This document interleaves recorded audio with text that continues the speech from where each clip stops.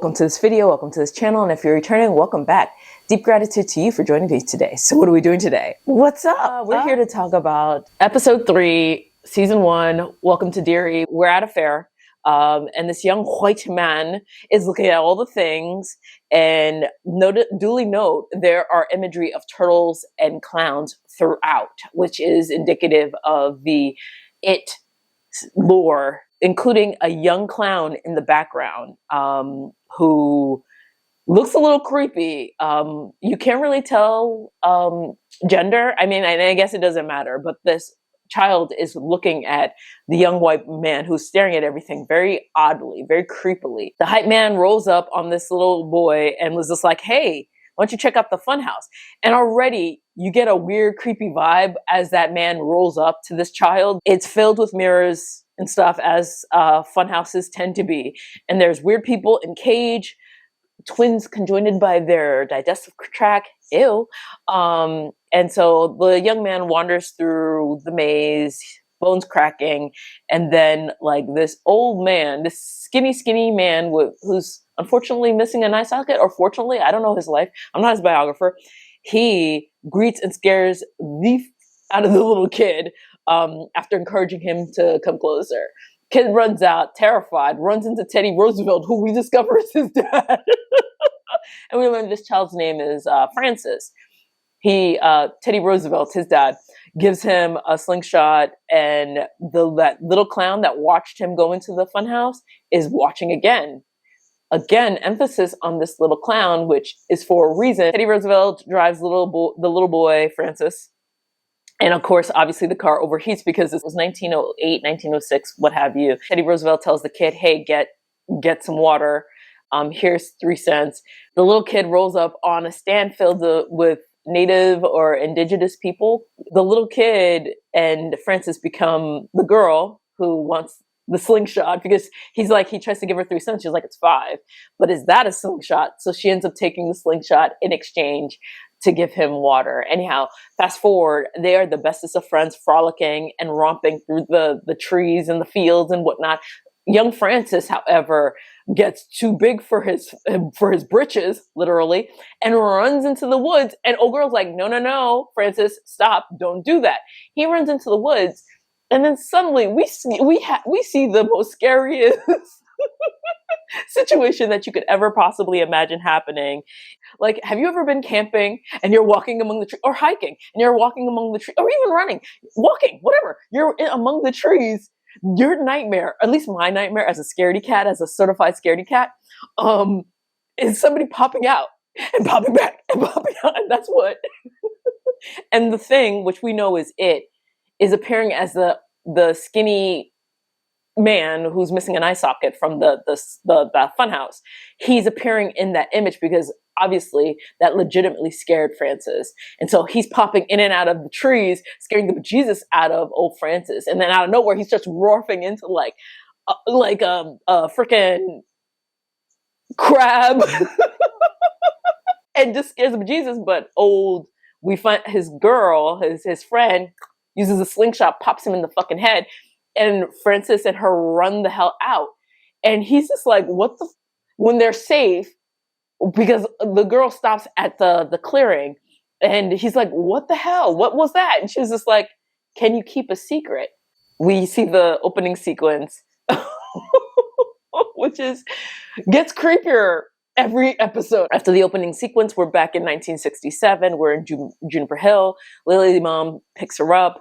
And we see Lily making her bed, talking to one of the Juniper Hill nurses, whose name is Ingrid, seeking advice about the situation with Hank. She kind of like put Hank in a terrible position because she didn't want to end up in Juniper Hill, but she has a breakdown. She had the breakdown in the last episode in the supermarket, which is why she's in Juniper Hill now.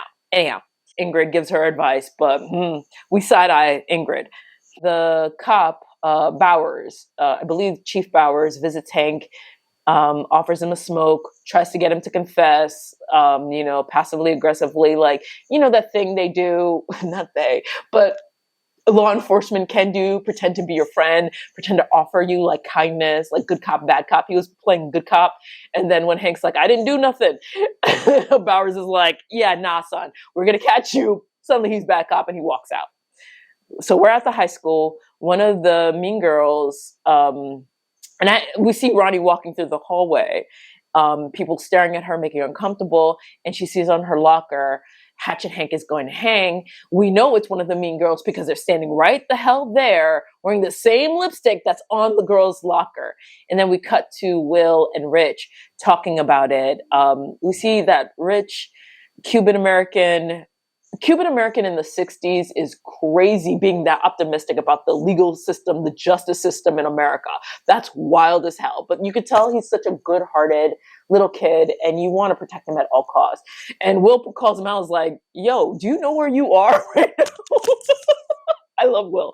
I love the kids. The kids are amazing. Okay, so we see Ronnie like wiping the locker. She gets the lipstick all over her hands. And, you know, like apparently pigment back then was like, whatever, she couldn't like, so she had to go to the bathroom and wash her hands. Lily comes through with like some solution to help get the lipstick off her hands, and they start hollering back and forth. Like Ronnie's pissed, and yes, we understand she has every right to be angry, but it's a little annoying every time we see her she's angry. But I digress. So they fight back and forth, and Lily tells her about how she saw her dad in a pickle jar, and how she was put into Juniper Hill. And so we need hard evidence for them to believe us. She whips out a camera, but they don't know how to, they can't send it to be the film to be developed. They have to do it themselves. And Lily asks Ronnie, do you know anybody who could develop film? And we see Ronnie have like a little aha moment. Shaw and his main homies talk about the car. His main homies, I think, is Rogers, the major dickhead who was kind of yelling at Dick Halloran, the last episode. I think it was the last episode while he was vomiting. Anyhow, or right before he vomited. So they talk about the car being an Earth. And we find out that Shaw and his boy know a lot more about it, or Pennywise, than they let on. They know about the 27-year cycle. They talk about the massacre in the 1930s, where that car came from. So they know a lot more. And they also indicate that eyewitness reports indicate that they saw Pennywise during the massacre, which is indicative of the opening sequence where you see Pennywise like on the building, pewing like randoms of participating in the massacre with a big old smile on his face, as he does. They said that they figured out a plan to put Dick Halloran on a plane so that he can get an aerial view of the forest that they're trying to dig through. And Shaw has something extra to guide him. Something that put its mark on the thing years ago. So the Black Airmen, the fine-ass brothers in uniform, are shooting the nines, doing their thing, talking when their tent like unloads on them because it was raining. And one of the guys points out how Dick Halloran has like extra privileges. Why don't you hook us up with like a location where they could just like hang out, where it's clean and safe and they're not going to get rained on. Well, their conversation gets interrupted by the major, who comes to pick up Halloran. We then see like Leroy, fearless, sexy airman, and his boy Russo.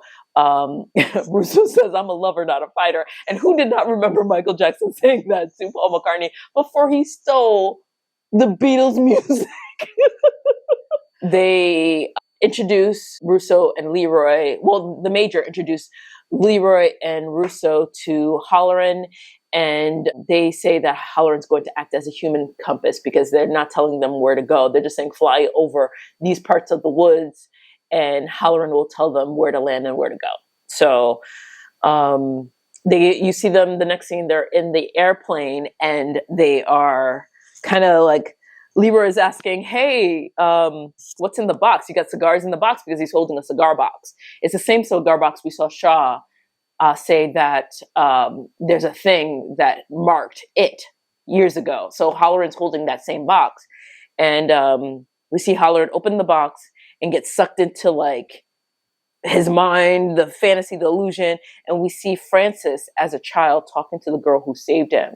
And as we see Francis talking to the girl that saved, it's so interesting how we go from Halloran's mind to Francis' perspective, and then we see the little girl who said to Francis, child Francis, "Can you keep a secret?"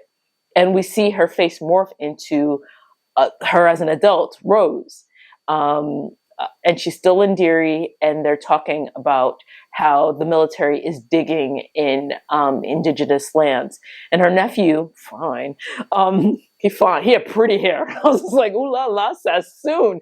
Anyhow, he comes through and lets her know that they found the car from the massacre. And he's like, we have to act now. We have to stop them. And she's like, no. I want to know what they're looking for first before we do anything. And I'm going to find that information. And she kind of lays out and she's not leading the meeting even, but she's an authority. She's in charge. So she makes her suggestion to she tells her nephew, calm down. She tells the people, we're going to figure out what they're looking for first. And then she gets up and she walks out like a G. Next scene, Halloran is in the deepest Delulu, making nightmare noises. And Russo is just like, yo, our boy is having a fit.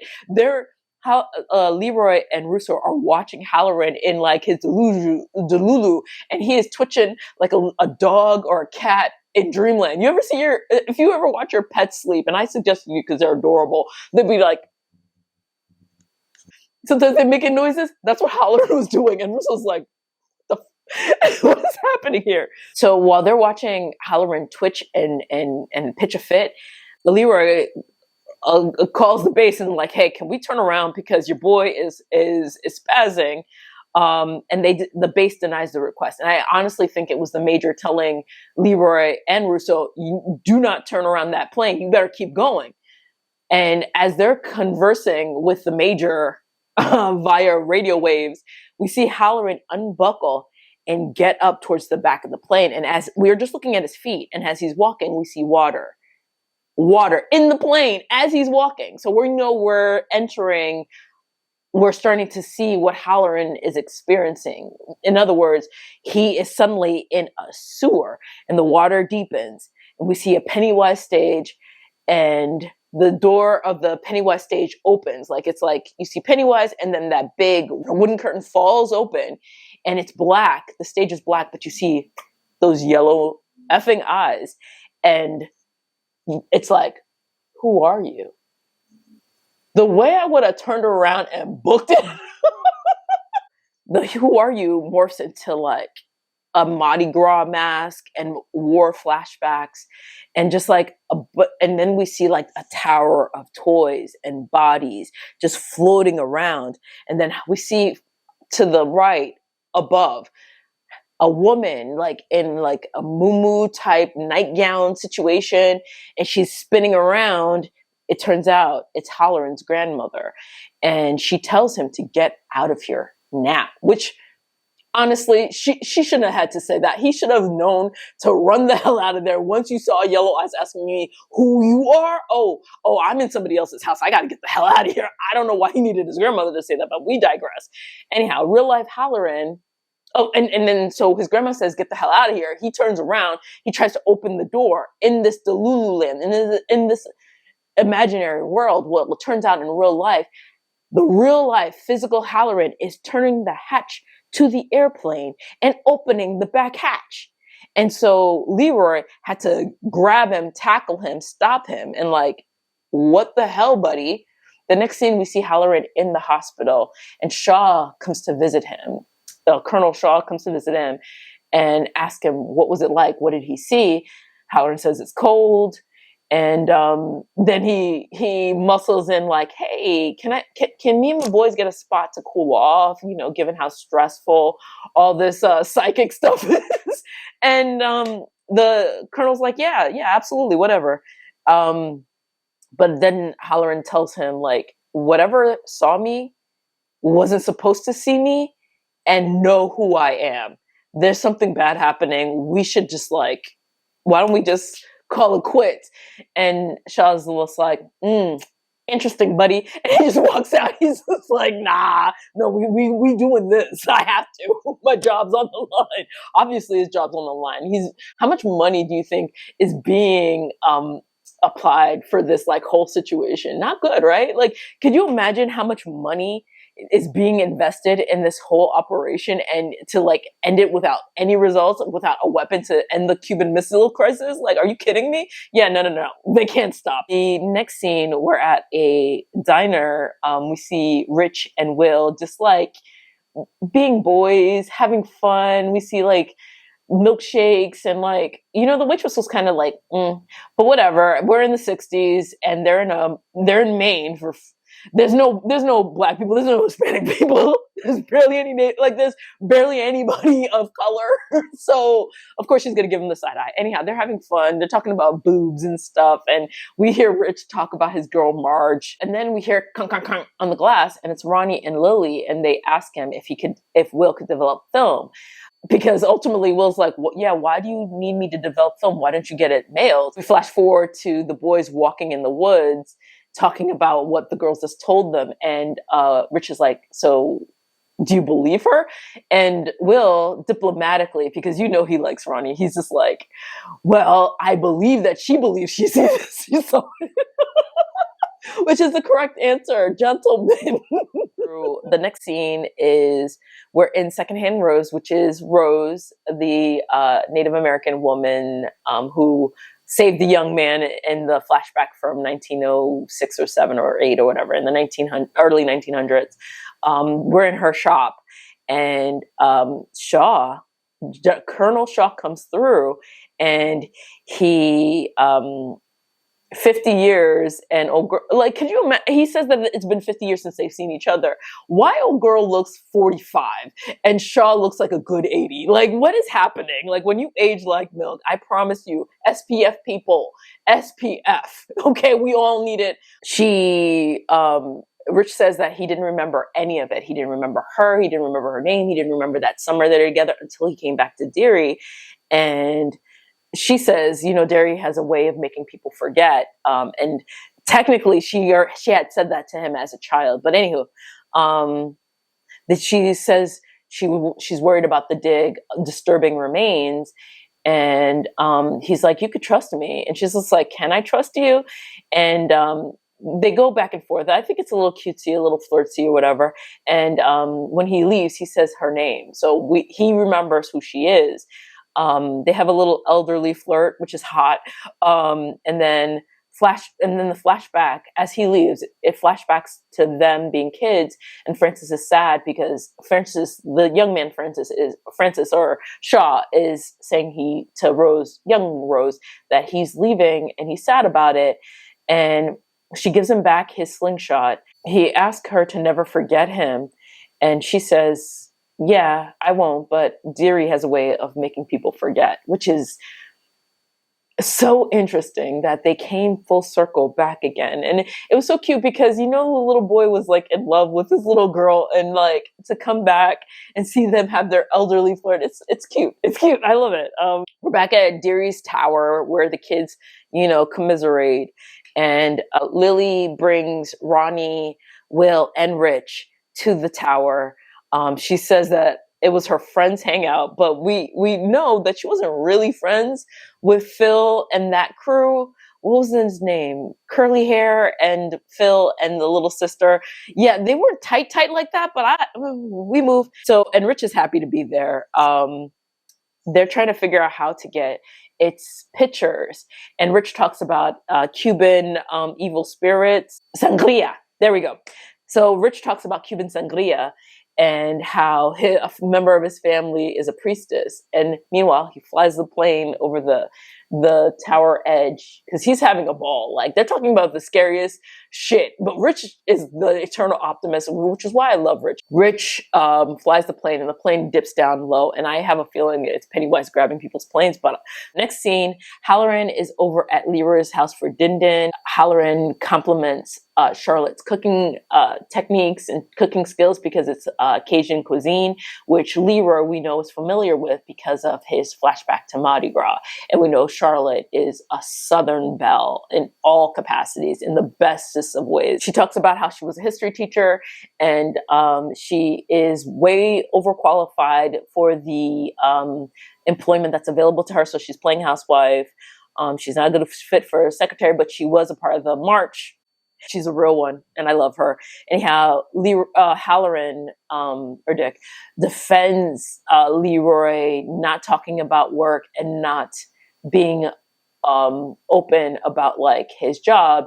And she's just like, yeah, of course you're going to defend your boy. Like, this is what it is.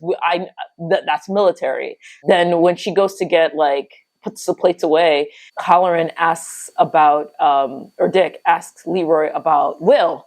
And Leroy is like, oh yeah, he's out with friends, but he side-eyes him because... Editing Danny here. My silly self lost 10 minutes of footage, so I'm going to give you a brief overview of what I described here. So the scenes interchange between Leroy, Charlotte, and Halloran talking versus the kids in the cemetery. So Leroy and Halloran, Leroy spots or clocks that Halloran is reading his mind or doing something with his brain. And he also recognizes that he was one of the men standing to the side watching him get beat down when that beatdown happened in the first episode. And then Halloran was just like, I felt your brain. You're not afraid of anything. You're not somebody I will fool all out with. So you good. I will never do that again. Now we talk to the kids. The kids are in the cemetery. Rich is blowing smoke up their booty, pretending to say chants and prayers, and then they clock that he's full of crap. The girls get up, they leave, and as they're leaving, it gets real spooky with it, and of course, it comes through with the cuckoo banana, and the kids start biking away, and each kid, starting with Lily, has the camera, takes a picture, and then somehow the camera gets out of their hands. And that was the most annoying part about this episode. Anyhow, so Lily loses the camera, then Ronnie picks it up, takes a picture, then she loses it, then Rich picks it up, takes a picture, and then the final person was Will, who got caught in a crypt of some kind, and then he sees... Well, he takes the final picture, which we find out is a very important picture. And that's pretty much what happened in that footage. It was a longer, better explanation, but you know. Will's stuck in the crypt, taking pictures, and we see the group like actively like, oh no, oh no, oh no, I hope he's okay. And then eventually Will comes out, they all hug. And then the next thing we see them break into the high school. And they develop the pictures. Now, I thought we were going to have a Ghostbusters 2 moment. Shout out to anybody who watched Ghostbusters 2 back in the day when they were developing the pictures of Vigo. And they just went up on flames. Yeah, I thought that was going to happen when they started developing these pictures. But long and behold, not only do the pictures come out with the ghost-like figures, the last picture to be developed is one of a clown. And that's how the episode ends. What is happening? This is so good. This is so good. Watch this show because it's so good. Okay, so that's my review for it. Welcome to Derry, Season 1, Episode 3. Thank you for watching. Please be sure to like, comment, subscribe, do as you deem fit. Remember to question everything except your instincts, and I'll be sure to catch you on the flip side. Bye.